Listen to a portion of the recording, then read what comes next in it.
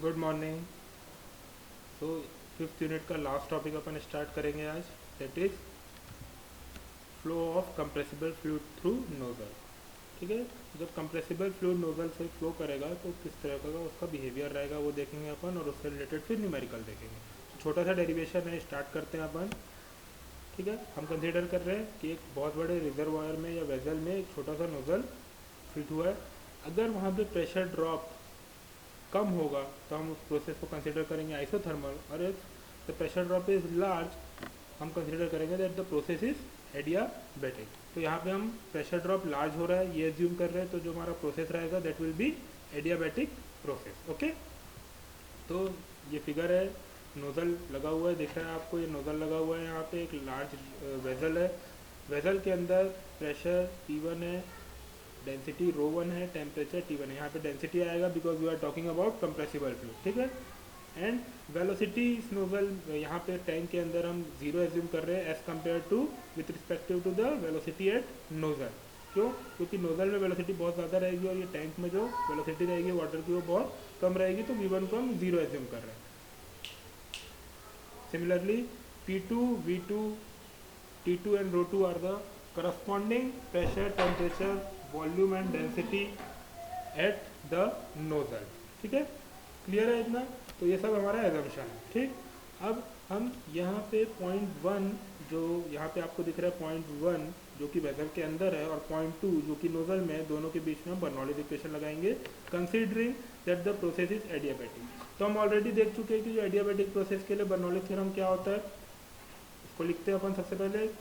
This is our Bernoulli's theorem which has been modified for compressible flow and adiabatic process, जो हमने देख चुका है ऑलरेडी। ठीक, अब यहाँ पे Z1 और Z2 दोनों 1 और पॉइंट 2 दोनों सेम लेवल में, तो Z1 and Z2 can be avoided, and again V1 is very small as compare to V2, तो वो नेग्लिजिबल है, तो ये वाला वेलोसिटी हेड भी V1 स्क्वायर बाई 2G भी नहीं रहेगा। ठीक है, तो आवर इक्वेशन बिकम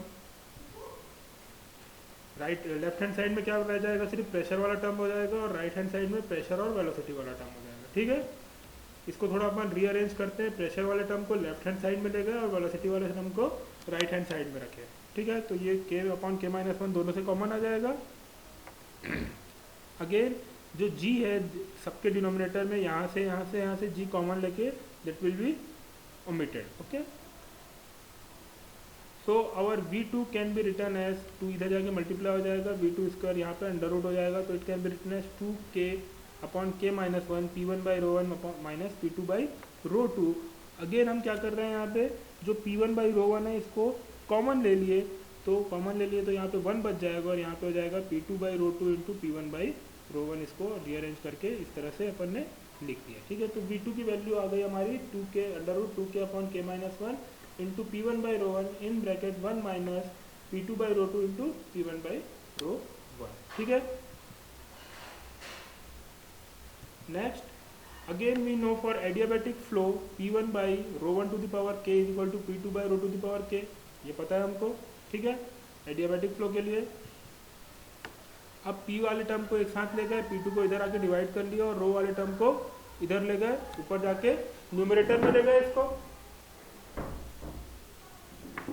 ठीक है, अगेन ये जो पावर है उसको कॉमन लेके इधर लेफ्ट हैंड साइड में ले गए, तो ρ1 by ρ2 can be written as P1 by P2 to the power 1 by k। यहाँ पे पावर k है, तो इधर आने से वो 1 बाई k हो जाएगा।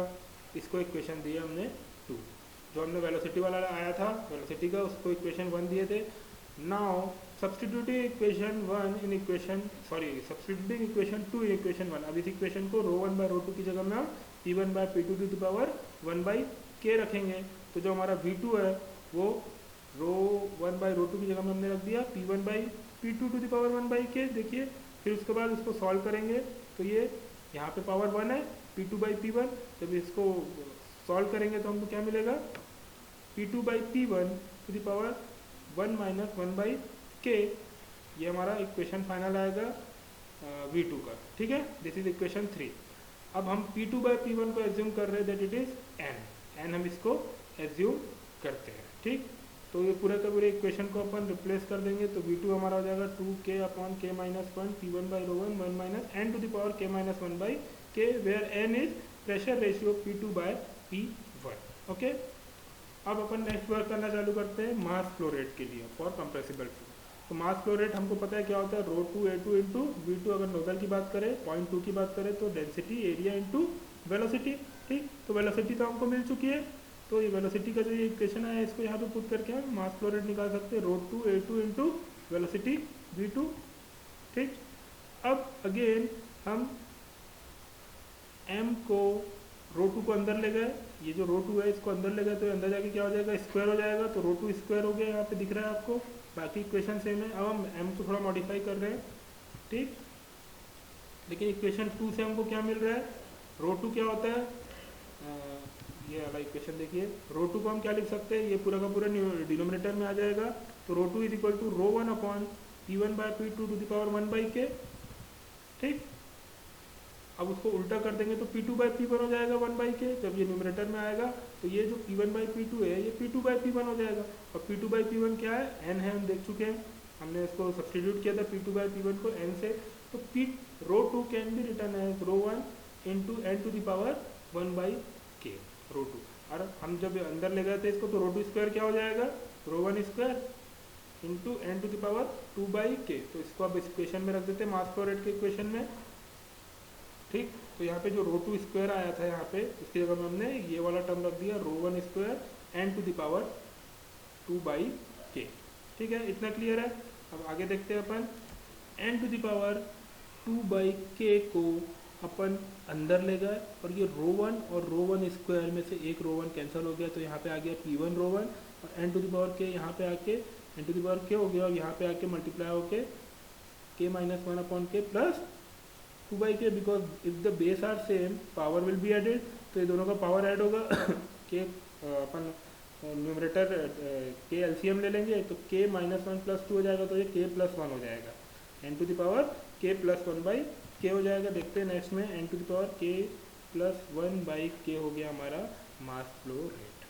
ठीक है, तो ये हमारा फाइनल मास फ्लो रेट का इक्वेशन आ गया, हमको वेलोसिटी का इक्वेशन मिल गया।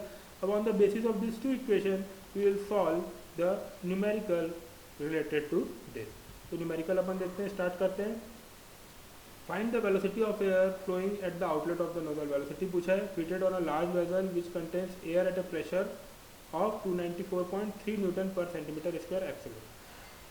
टैंक के अंदर प्रेशर बता दिया है और टेम्परेचर बता दिया है, pressure 294.3 newton per centimetre square and temperature is 20 degree centigrade. ठीक, the pressure at the outlet of the nozzle is 206 newton per centimetre square.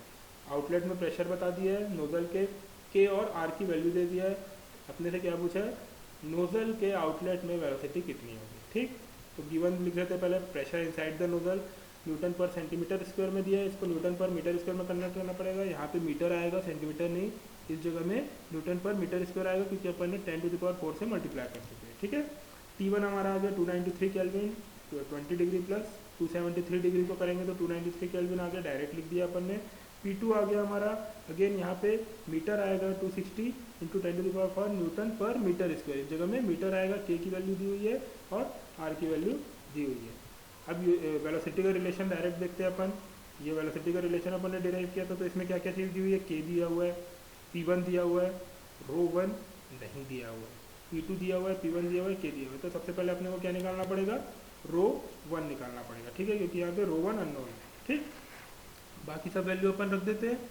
ठीक, इसको सॉल्व करते हैं, तो अपन सॉल्व करेंगे तो अपने को ये इक्वेशन मिला, V2 is equal to this much. अब यहाँ पे अपने को ρ1 निकालेंगे, तभी हमको वेलोसिटी की वैल्यू मिलेगी। तो ρ1 निकालते, देखिए कैसे निकालेंगे, इक्वेशन ऑफ स्टेट से। हमको पता है P1/ρ1 is equal to RT1 होता है। ठीक, P1 पता है हमको, R की वैल्यू दी हुई है, T1 की वैल्यू दी हुई है, तो यहाँ से आसानी से हमारे को ρ1 मिल जाएगा। तो सब वैल्यू को अपन पुट करेंगे, तो ρ1 इज इक्वल टू P1/RT1 आ जाएगा। T1 और T1 की वैल्यू पुट करेंगे तो हमको ρ1 आ गया 34.99 kg/m³।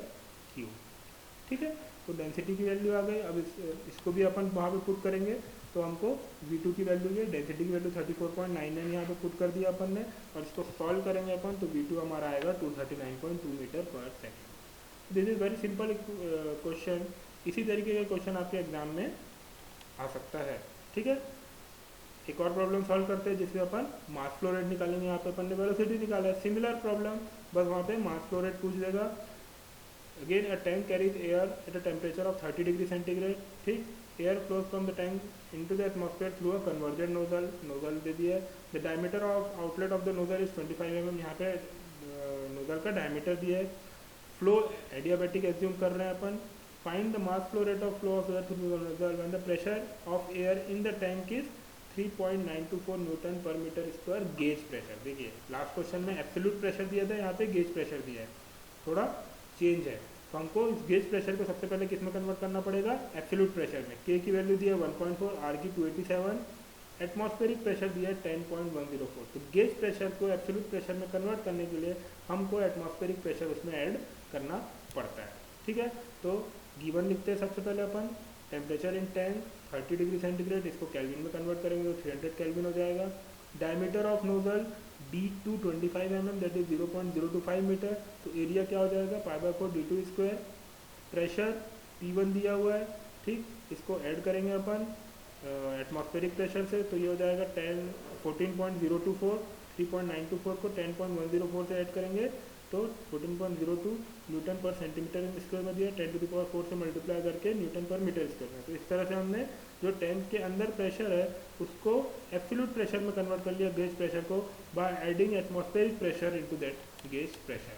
ठीक है, प्रेशर एट नोजल 10.104 रहेगा, क्योंकि जो एयर है वो कहाँ पे जा रही है, एटमॉस्फेयर में जा रही है, तो P2 हो जाएगा हमारा 10.104 into 10⁴ Newton per metre square. ठीक है, एटमॉस्फेरिक प्रेशर ही रहेगा क्योंकि वो एटमॉस्फेयर में जा रही है। तो जो हमारा प्रेशर रेशियो है M क्या हो जाएगा, P2/P1 and it's value is 0.7203, क्योंकि हमने P2 की वैल्यू रख दिया जो कि एटमॉस्फेरिक प्रेशर है, P1 की वैल्यू रख दिया जो कि हमने गेज प्रेशर से जिसको एब्सोल्यूट प्रेशर में यहाँ पे कन्वर्ट किया था, तो हमको M की वैल्यू मिल गई। अगेन मास फ्लो रेट का इक्वेशन हमको पता है, that M is equal to A2 √2k/k-1 P1 ρ1 n⁴ minus n⁴k+1/k। Again यहाँ पे हमको k पता है, एरिया A2 पता है, एरिया A2 निकाल लेंगे हम π/4 D2 स्क्वायर रख के। P1 पता है, n पता है, k पता है, सिर्फ अगेन यहाँ पे सेम इक्वेशन ऑफ स्टेट से हमको ρ1 निकालना पड़ेगा। ठीक है, P1/ρ1 RT1 होता है, तो ρ1 क्या हो जाएगा, P1/RT1। ठीक है, तो ρ1 हमारा आ गया, सब वैल्यू रखेंगे अपन। P1 की वैल्यू रखेंगे 14.028 इंटू 10⁴, R की वैल्यू रखेंगे, T1 की वैल्यू रखेंगे, तो ρ1 आ गया हमारा 1.613 kg पर मीटर क्यूब। अब डेंसिटी की वैल्यू, प्रेशर की वैल्यू, सब वैल्यू को हमको मास फ्लो रेट के इक्वेशन में रखना है। तो हमारा ये इक्वेशन आ जाएगा जो कि ये A2 है, 2 इंटू के की वैल्यू 1.4, P1 14.028 इंटू 10⁴, ये 1.613 हमारा डेंसिटी आया। अगेन ये n की वैल्यू है P2/P1, 2/k, अगेन n की वैल्यू है k+1/k। ठीक है, तो इसको जब अपन सॉल्व करेंगे तो finally we get m is equal to 0.146 kg पर second, and this is our answer, जो कि मास फ्लो रेट पूछा था। अब देखिए ये जो न्यूमेरिकल अपन सॉल्व कर रहे हैं इसको आप लोगों को फिर से एक बार सॉल्व करके देखना पड़ेगा। ठीक है, आप वीडियो लेक्चर अच्छे से सुनिए, पहले उसका क्वेश्चन नोट डाउन करिए। मैं आपको इसका जो पीपीटी है उसका PDF भी भेज दूंगा, आप लोगों को PPT भेज दूंगा, इस पर आप क्वेश्चन पढ़ के वापस से सॉल्व करने की कोशिश करिए। इसमें सबसे अच्छी बात यह है आप लोगों को कि जो फार्मूला है उसका derivation is not very important, आपको अल्टीमेटली फार्मूलेज याद रखने हैं कि कौन कौन से फार्मूला आएंगे। हाँ, फ्लो थ्रू नोजल का डेरिवेशन आपको पता होना चाहिए क्योंकि वो अलग से सिलेबस में मेंशन है, तो उसका डेरिवेशन आप अच्छे से करेंगे। अदरवाइज जो फार्मूला डायरेक्ट आ रहा है वो आप लोगों को कंप्रेसिबल फ्लूइड में याद रखना है। On the basis of that आप लोगों को मैक नंबर से क्वेश्चन आ सकता है, स्टैग्नेशन प्रॉपर्टी से क्वेश्चन आ सकता है, फ्लो थ्रू नोजल से क्वेश्चन आ सकता है, relation between area and velocity से क्वेश्चन आ सकता है, या थ्योरी आ सकती है। ठीक है, तो अलग अलग चीज़ें आ सकती है। आपको वेलोसिटी ऑफ साउंड पता होना चाहिए कि अलग अलग चीज़ें दी हुई है उससे कैसे निकालेंगे, जैसे कि C is equal to √dp/d होता है, अगर मॉडुलस के टर्म में उसका फार्मूला अलग हो जाता है। अगर हम आइसोथर्मल प्रोसेस एज्यूम करते हैं तो √RT हो जाता है, अगर हम एडियाबैटिक प्रोसेस यूज़ करते हैं, कंसिडर करते हैं, तो √KRT हो जाता है। तो बहुत सारे छोटे छोटे फार्मूले हैं, ट्रिकी फार्मूले, ये सब आपको याद रखना है। Again this completes your compressible flow portion as well. तो हमने पाँचों यूनिट बहुत अच्छे से एक एक टॉपिक उसका बहुत अच्छे से तैयार कर लिया है। आप लोग जो मिड सेम के पहले तक हमने 3 यूनिट कंप्लीट किया था उसके नोट्स आप लोगों के पास ऑलरेडी हैं। यूनिट 4 का नोट्स मैं आप लोगों को सेंड कर चुका हूँ। अगेन यूनिट 5 का भी नोट्स मैं आप लोगों को सेंड करूँगा।